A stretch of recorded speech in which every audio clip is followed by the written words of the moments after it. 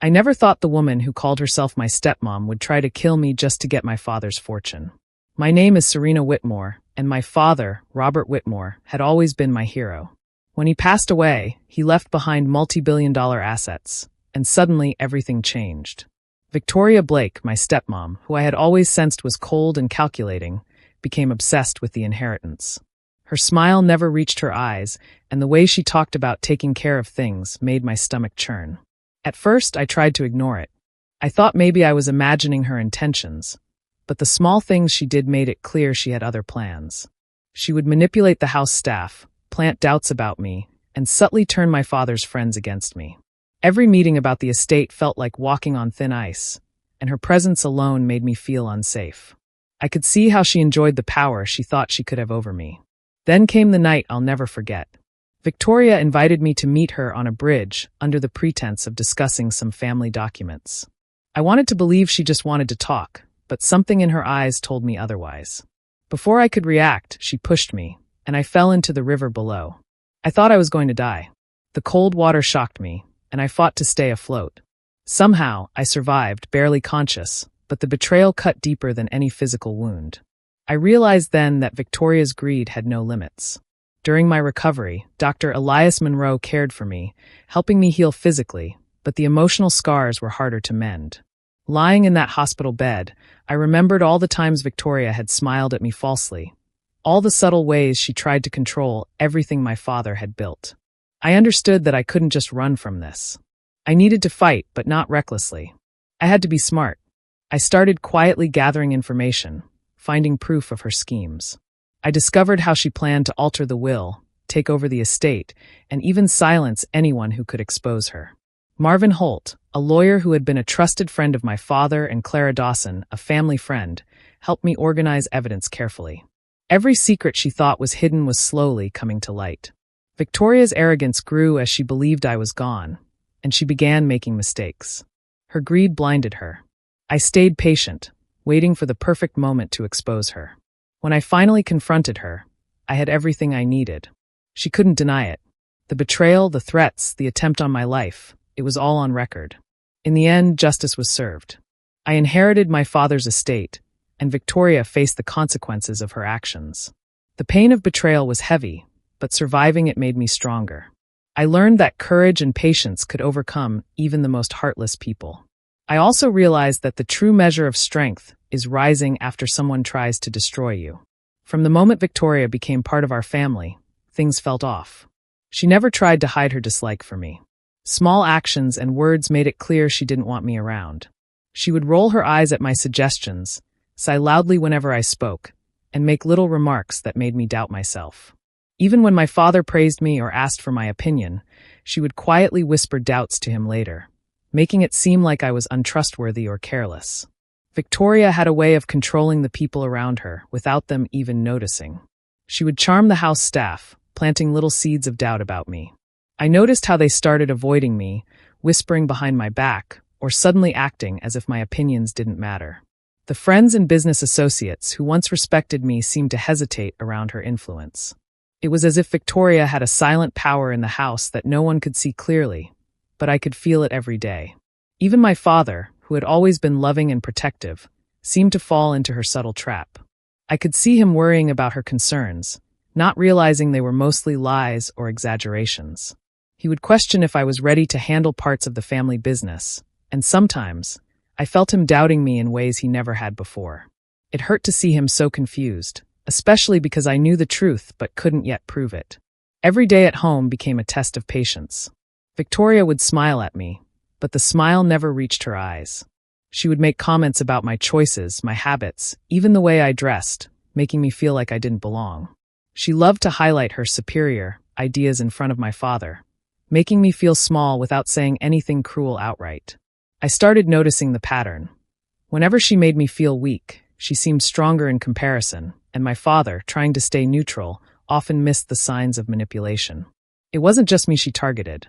Anyone who supported me felt her pressure. Friends and relatives who tried to defend me suddenly found reasons to step back, either out of fear or because Victoria cleverly convinced them it was in everyone's best interest. I realized she wasn't just jealous of me. She wanted control over the whole family, and I was the only obstacle in her way. Living with her became a daily struggle between pretending everything was normal and trying to protect myself from her constant undermining. I had to be careful with my words, careful with my actions, and always aware of her subtle tactics. Every time my father looked at me with worry, I felt a mix of sadness and frustration, knowing he loved me but couldn't see the storm Victoria had brought into our lives. Despite all this, I tried to stay strong. I reminded myself that her power over the household was temporary, and that one day, I would find a way to stand up for myself. The jealousy, the whispers, the manipulations, they were all cracks in her armor. And deep down, I knew I had the strength to survive her schemes and prove my worth. Victoria called me one evening, saying she wanted to have a final talk about the family matters on a quiet bridge just outside the city. I felt uneasy, a strange knot forming in my stomach, but I tried to ignore it. Part of me wanted to trust her, thinking maybe she just wanted to settle things peacefully. After all, my father had always believed she was sincere, and I had wanted to believe it too. The night was cold, and the bridge was nearly empty. The wind carried a sharp chill that made me shiver. Victoria met me with her usual calm smile, but there was something in her eyes that I couldn't read. She spoke softly, pretending to care about the estate, but her words didn't match the tension I felt growing inside me. Every step I took closer to the center of the bridge made my heart beat faster. I tried to keep the conversation casual, asking her questions and hoping to see some trace of the woman I had once thought I could trust. But with every answer, I felt a subtle push against me, not physically yet, but a pressure in the way she spoke. I realized too late that I had been walking into a trap. Suddenly, she lunged. I barely had time to react as she shoved me hard. My body went over the edge of the bridge, and for a moment, everything felt like slow motion. The cold air rushed past me, my arms flailing as I fell toward the dark water below. Panic consumed me, and I thought about how close I had come to never seeing the world again. The river hit me with a shocking force, dragging me under. I struggled to keep my head above water, gasping for air, my body weak from the sudden impact. Pain shot through my arms and legs, and I felt bruises forming almost instantly. But somehow my survival instinct took over. I kicked, clawed, and fought the river's pull until finally, I managed to reach the riverbank, collapsing on the wet grass, shivering and barely able to move. As I lay there, soaked and battered, anger and disbelief overwhelmed me. Victoria had tried to kill me, and she had done it so coldly, pretending it was just a final talk. The betrayal cut deeper than the bruises on my body. I realized that this was not just about money or power. It was about her wanting to erase me entirely. Even through the pain, a fire started inside me. I couldn't let her get away with this. I knew I would survive, and when I did, I would make sure she paid for what she had tried to do. The memory of that night stayed with me, a constant reminder of how far people could go for greed, and how careful I needed to be. It was terrifying, but it also awakened something in me, something determined and unyielding. That night marked the beginning of a new chapter. I was hurt, yes, but I was alive. And I knew that surviving Victoria's betrayal was only the first step toward taking back control and making her face the consequences of her actions.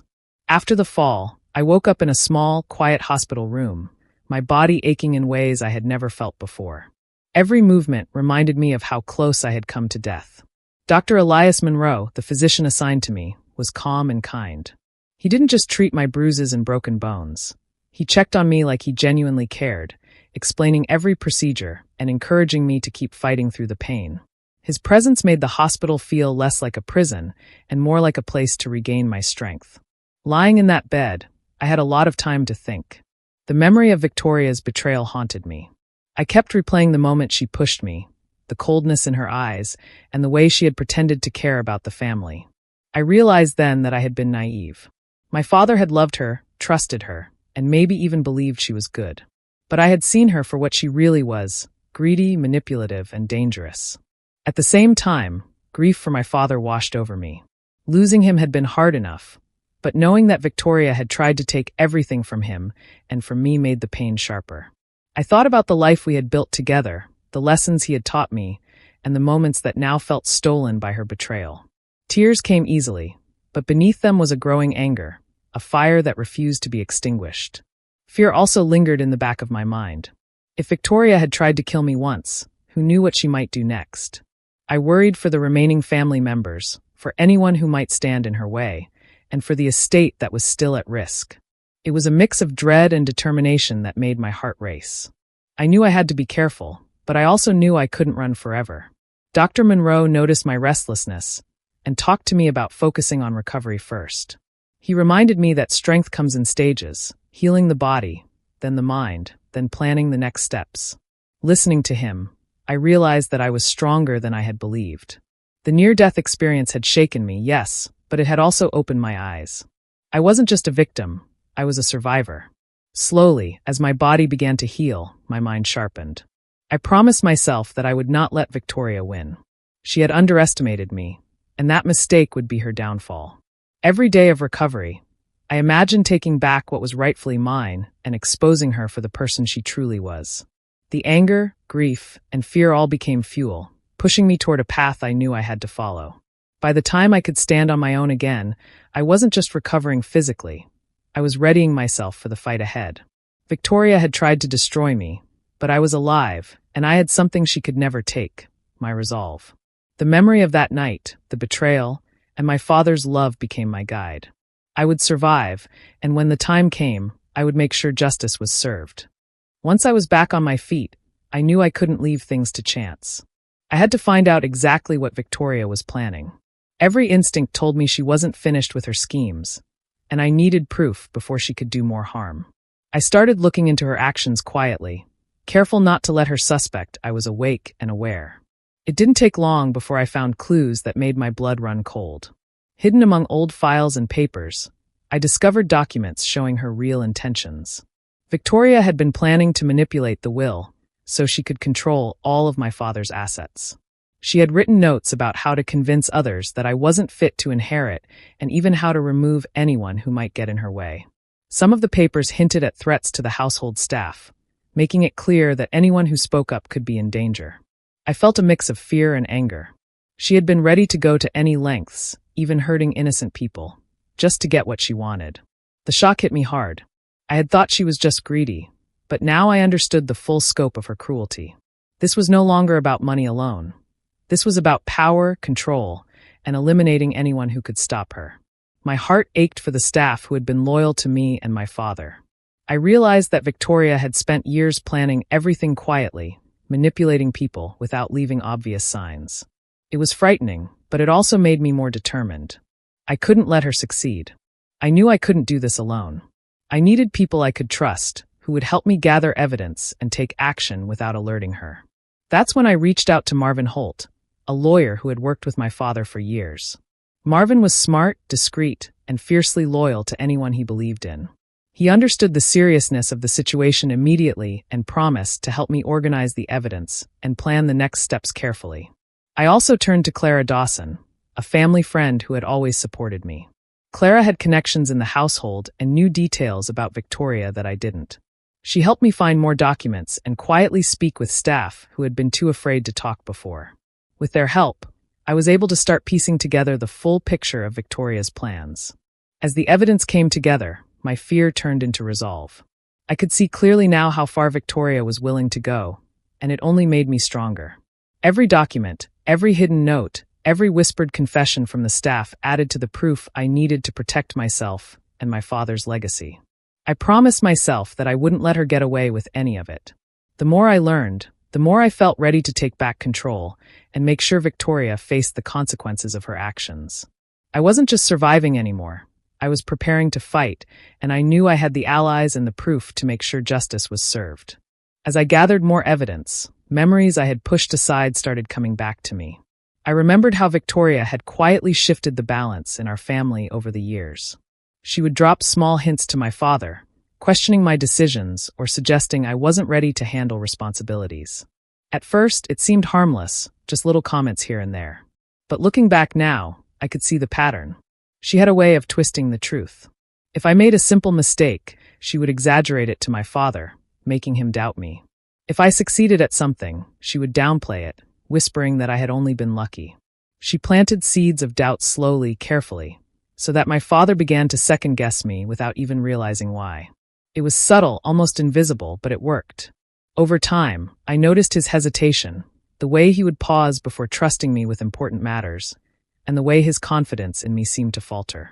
The betrayal cut deeper when I realized how much she had manipulated him emotionally. He had always been loving and protective, but Victoria had found ways to twist his trust and loyalty. She made it seem as though I was a threat to the family's stability, while presenting herself as the only responsible one. I felt a mixture of anger and sorrow thinking about how my father had been so blind to her schemes. The hardest part was accepting the truth about her intentions. This was the woman I had tried to trust, the person I had thought could be a family ally. She had wanted me dead, and she had been working quietly for years to undermine me emotionally, to make me feel weak and unworthy. The depth of her deception left me heartbroken. I had given her chances, moments of trust, and she had betrayed me at every turn. At the same time, my heartbreak turned into rage. The more I thought about how carefully she had manipulated every situation, the more I felt determined to fight back. Every cruel whisper, every false accusation, every subtle betrayal fueled my anger and my desire for justice. I realized that my revenge was not just about money or power. It was about righting the wrongs done to me and exposing her for the person she truly was. I remembered nights when I had tried to talk to my father about feeling uneasy, but Victoria would always be there, quietly changing the conversation, making me doubt myself. Now, I understood that all of it had been part of her plan. She wanted to isolate me, weaken me, and make it easier to take everything for herself. Those memories, painful as they were, strengthened my resolve. I could see clearly now that Victoria's manipulation had been intentional and long-term. It wasn't just greed, it was cruelty and calculated betrayal. Feeling the mix of heartbreak and rage, I knew my fight against her wasn't just justified, it was necessary. I would not let her win. I would take back control and make sure she faced the consequences of every lie, every manipulation, and every attempt to destroy me. Once I was fully recovered, I knew I had to act carefully. I couldn't rush or make mistakes, because Victoria was dangerous and clever. Every move I made had to be planned. I started by thinking through everything I had learned about her actions, her weaknesses, and the people around her. I realized that patience and intelligence would be my strongest tools. I began quietly forming alliances. Some of the house staff had always been loyal to me, but were too afraid to speak up. I reached out to them slowly, listening to their concerns and gaining their trust. They provided small but important details about Victoria's schemes, things she thought she had hidden. Each bit of information helped me understand her plan better and gave me an advantage I could use later. Next, I connected with financial experts who could help me take control of my father's assets. I made sure to be discreet, contacting people I could trust completely. These experts helped me review accounts, investments, and documents that Victoria had tried to manipulate. I began slowly putting together a strategy to regain control without alerting her. Every action was subtle, nothing that would raise suspicion, but it moved me closer to my goal. I also started practicing self-restraint. It would have been easy to confront Victoria immediately or make my anger visible, but I knew that showing emotion could give her the upper hand. Instead, I focused on being careful, strategic, and calculated. I studied her routines, her habits, and the ways she tried to control others. I learned where she was weak, and I planned how to use that information when the time was right.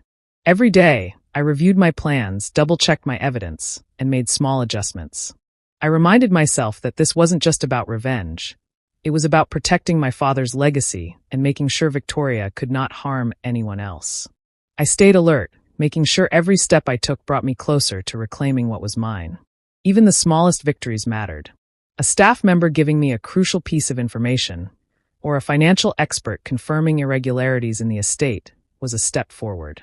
Slowly, quietly, I was taking back control, building a network of allies and resources around me. Victoria remained unaware, thinking I was still weak and recovering, but in truth, I was becoming stronger and more prepared each day. By the time I was ready to act openly, I had a clear plan, the right people on my side, and the proof I needed to expose her. My strategy was not about rushing or taking risks. It was about using patience, intelligence, and careful observation to make sure I couldn't fail. I realized that staying calm and thinking ahead made me more powerful than Victoria's manipulations. This careful planning gave me confidence. I knew I could win because I had everything lined up: loyal allies, strong evidence, and a clear strategy. Victoria might have tried to destroy me, but I was ready to take back control, and this time, nothing would stop me. Victoria's confidence grew every day, and she believed I was no longer a threat. She acted as if I had disappeared completely, as if the accident had finished me off. This overconfidence made her careless. She began making risky financial decisions, signing deals without thinking them through, and ignoring advice from people who had always helped my father manage the estate wisely. Her greed became more obvious with each passing day. She started taking money from investments, selling properties hastily, and making promises she couldn't keep. Investors began noticing her mistakes, and some started pulling out. Victoria didn't seem to care about the warnings. She thought she could charm or intimidate anyone who questioned her decisions. Her arrogance blinded her to the fact that she was exposing herself to failure. At the same time, she alienated the staff. Those who had once quietly supported me began to feel her cruelty more intensely. She berated them over small mistakes, spread lies to turn them against each other, and made it clear that loyalty to anyone other than her would not be tolerated. People who had stayed in the household out of fear or respect for my father began to grow uncomfortable. Victoria didn't notice, too wrapped up in her belief that she was in full control. I watched everything quietly, careful not to let her know I was still paying attention. Every misstep, every careless decision, and every instance of her arrogance became part of the plan I had been building. I knew that sooner or later, her mistakes would cause problems she couldn't fix. By letting her reveal her own greed and cruelty, I could expose her completely without risking myself. It was hard to stay calm at times, seeing someone so dangerous make such obvious errors. But I reminded myself that patience was key. Victoria's actions were helping me, giving me evidence and witnesses that would strengthen my case against her. I could see how her overconfidence made her predictable, and I began thinking about how to use that to my advantage. Her arrogance also gave me insight into her personality. She wasn't just greedy. She was reckless when she felt untouchable. She believed power and money were all she needed, and she had no idea that the people around her, including loyal staff and family friends, could turn against her. Each mistake she made her weaker, even though she didn't realize it. As I observed quietly, I felt a mixture of satisfaction and determination. Victoria was digging her own hole, and I had the tools to ensure she couldn't climb out. Everything she did was leading to a moment where her true nature would be revealed for everyone to see. I knew the time was approaching when I could finally confront her, using her arrogance and carelessness against her. Her overconfidence was my advantage. By watching her make mistakes, alienate allies, and show her true colors, I was preparing to strike in a way that would ensure justice and protect my father's legacy. Victoria thought she was untouchable, but soon, everything she had worked for would crumble because of her own actions. The day finally came when I was ready to confront Victoria. I had gathered all the evidence I needed.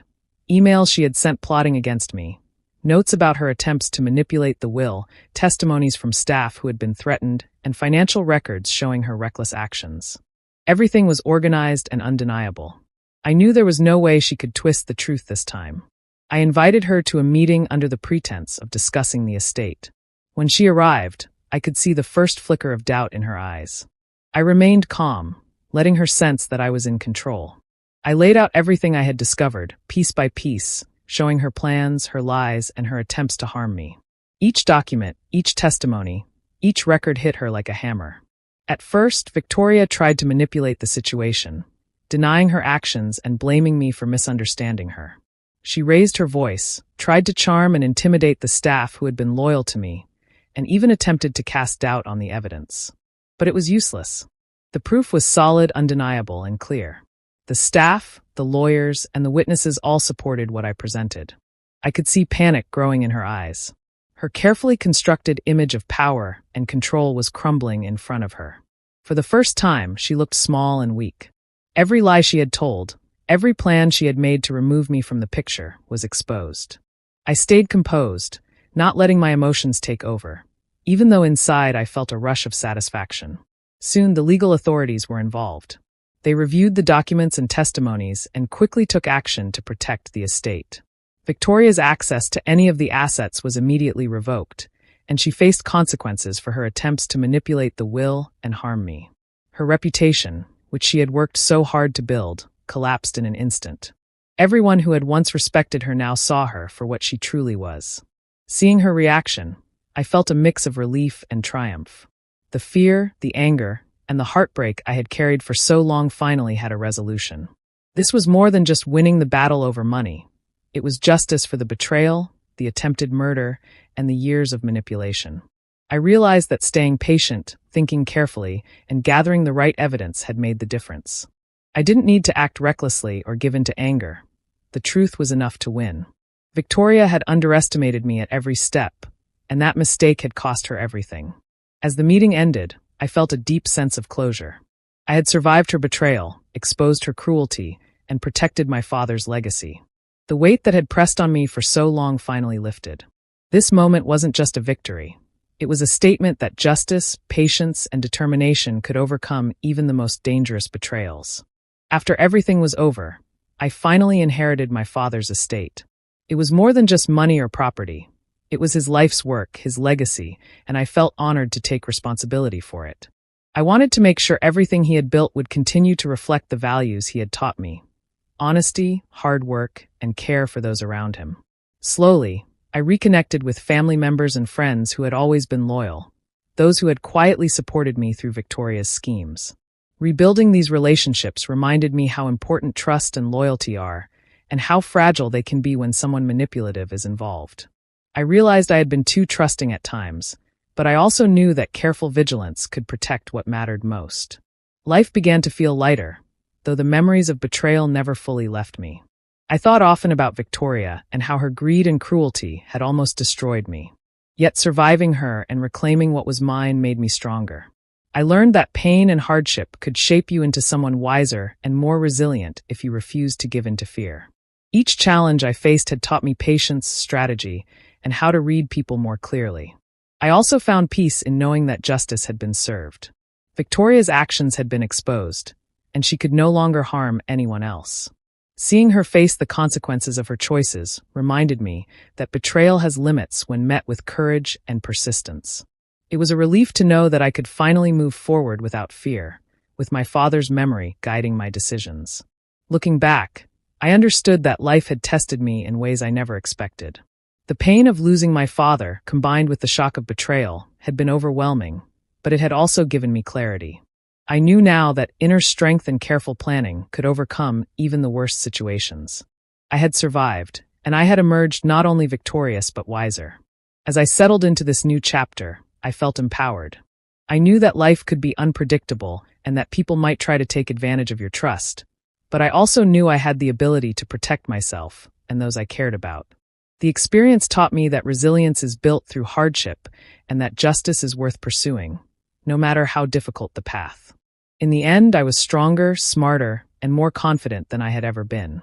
My father's legacy was safe, my loyal friends and family were by my side, and I had learned lessons that would guide me for the rest of my life. Betrayal had tried to break me, but it had only made me unstoppable.